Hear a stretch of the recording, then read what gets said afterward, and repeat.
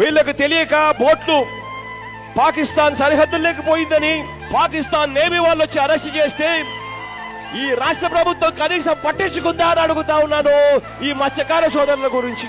ఇవాళ ప్రతి మత్స్యకార సోదరుడికి నేను భరోసా ఇచ్చి చెప్తా ఉన్నా, ఖచ్చితంగా మా రాజ్యసభ సభ్యులను ఇద్దరిని ఇచ్చి ఆ మత్స్యకార సోదరుల కుటుంబ సభ్యులతో పాటు కలిసిపోయేట్టుగా కేంద్ర మంత్రి దగ్గరికి వాళ్ళు వెళ్లి రిప్రజెంట్ చేసి మన వాళ్ళను మళ్ళీ వెనక్కి తిరిగి తీసుకొచ్చేట్టుగా చేస్తామని చెప్పి హామీ ఇస్తా ఉన్నానని చెప్తా ఉన్నా. సార్ మాకు ఇప్పుడు ఊపిరి పోసారు సార్, మాకు జన్మలో మర్చిపోలేను సార్. ఎందుకంటే బ్రతికినంత వరకు మీ సేవ చేసుకుని బ్రతికాను సార్.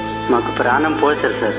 మీరు పోయేటప్పుడు చెక్కులు కూడా ఇస్తారు, తలా 5 లక్షల రూపాయలు ఇమ్మని చెప్పినాము, ఇస్తారు. దాంతో ఇంకా మళ్ళీ అక్కడికి పోకుండా ఆ డబ్బుతో కొంచెం ఇక్కడే ఏదన్నా స్థిరపడేట్టుగా ఏదన్నా